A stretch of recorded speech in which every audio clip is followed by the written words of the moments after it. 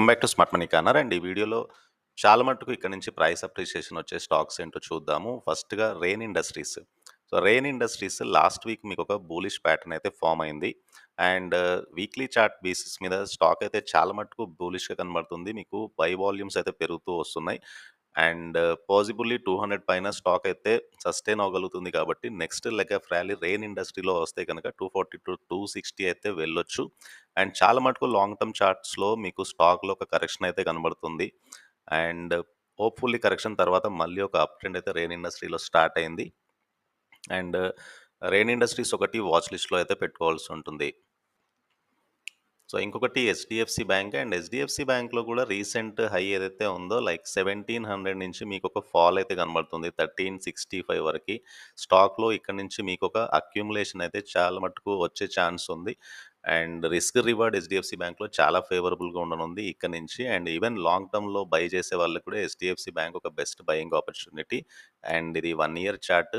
Let us look into 5 year basis మీద HDFC bank chart pattern చూస్తే కనుక so, మీకొక బెస్ట్ ఇండికేషన్ స్టాక్ ఇక్కడ నుంచి ఒక అప్ మూవ్ అయితే ఎక్స్‌పెక్ట్ చేయొచ్చు.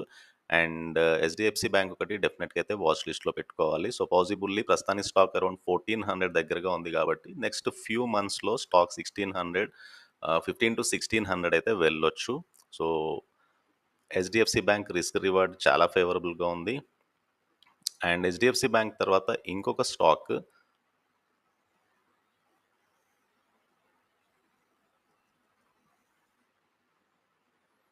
So, federal bank. So, federal బ్యాంక్‌లో కూడా చాలా మటుకు ఒక అప్ ట్రెండ్ అయితే కనబడుతుంది. సో, స్టాక్ ప్రస్తుతానికైతే 164 దగ్గరగా ఉంది. 140 పైన స్టాక్ సస్టైన్ అవ్వగలిగితే కనుక నెక్స్ట్ 180-200 అయితే వెళ్ళొచ్చు. Very strong on charts.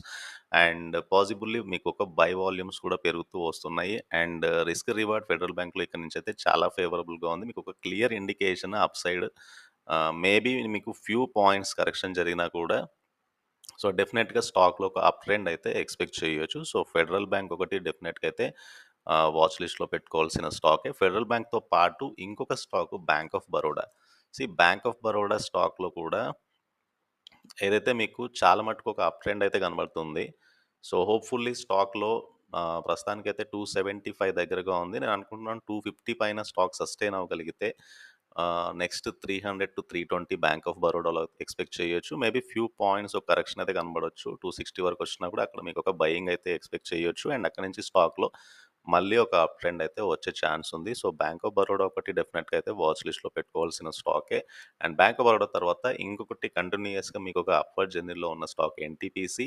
And NTPC కూడా మీకు ప్రస్తుతానికైతే 337 దగ్గరగా స్టాక్ అయితే ఉంది. నేను అనుకుంటున్నాను అరౌండ్ 300 ఈ రీసెంట్ క్యాండిల్ ఏదైతే ఉందో 315 పైన స్టాక్ సస్టైన్ అవ్వగలిగితే కనుక షార్ట్ టర్మ్‌లో 400 వరకైతే లైక్ 360-400 వరకైతే నెక్స్ట్ ఎన్‌టీపీసీలో ఏం చేయొచ్చు. మేబీ స్టాక్‌లో కొద్ది కరెక్షన్ జరిగినా కూడా ఒక బయింగ్ అయితే కనబడుతుంది. సో, ఎన్‌టీపీసీలో చాలా మటుకు ఒక బయింగ్ ఇంట్రెస్ట్ అయితే వచ్చింది.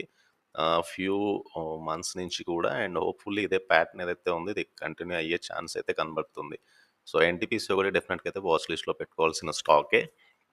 సో, ఇవి బేసికల్‌గా కమింగ్ డేస్‌లో బెస్ట్ ప్రైస్ అప్రిషియేషన్ వచ్చే స్టాక్ ఐడియాస్. అండ్ అట్‌లీస్ట్ ఇక్కడ నుంచి ప్రైస్ అయితే చాలా మటుకు అప్రిషియేట్ అవ్వచ్చు. లైక్ రెయిన్ ఇండస్ట్రీస్ లాంటి స్టాక్స్‌లో 30-40% ప్రైస్ అప్రిషియేషన్ రావచ్చు. హెచ్‌డీఎఫ్‌సీ బ్యాంక్‌లో ప్రైస్ అప్రిషియేషన్ రావచ్చు. ఫెడరల్ బ్యాంక్‌లో మీకు బెటర్ రిటర్న్స్ అయితే ఎక్స్‌పెక్ట్ చేయొచ్చు. Maybe bank of Baroda and ఎన్‌టీపీసీలో కొద్దిగా స్టాక్‌లో ఒక అప్‌వర్డ్ జర్నీ మొమెంటమ్ బేసిస్ మీద కంటిన్యూ అయితే అవ్వచ్చు. సో, ఆ బేసిస్ మీద ఈ స్టాక్స్‌ని అయితే కంటిన్యూ చేయాల్సి ఉంటుంది. అండ్ ఈ వీడియో నచ్చితే ఛానెల్‌ని అయితే తప్పకుండా సబ్స్క్రైబ్ చేయండి. Thank you.